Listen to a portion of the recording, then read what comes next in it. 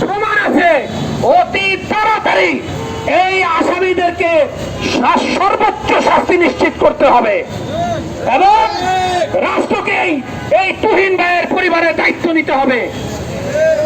আর এই তুহিন ভাই এই কি বলে কেটু ভিতানদেরকে বলে দিতে চাই,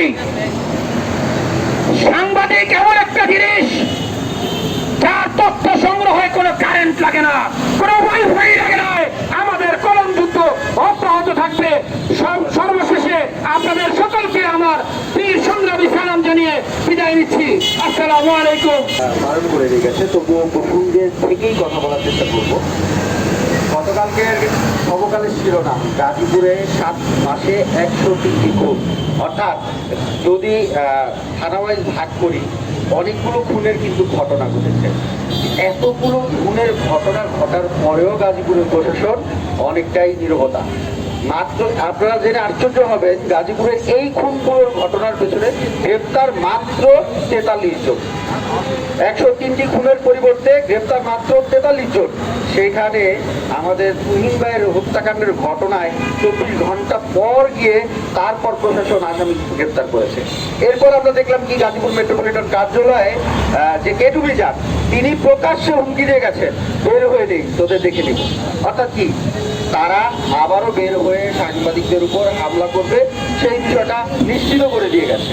এর দায়ভার কে নিবে?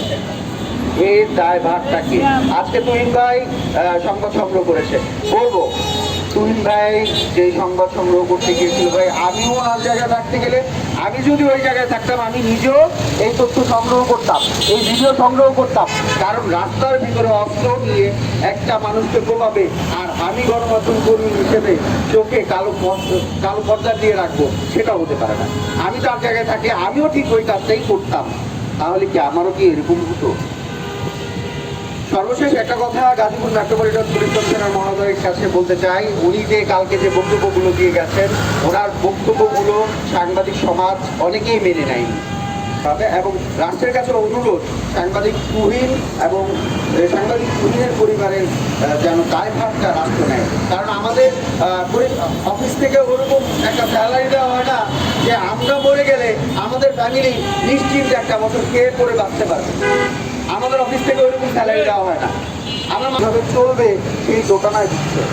আজকে মানুষ যারা বলছে সাংবাদিক তুহিনের পরিবার কালকে কি দিয়ে সন্তানের মুখে খাবার জুটাবে সেই নিয়ে চিন্তায় আছে, তাহলে বুঝাই যায় তাদের কি অবস্থা।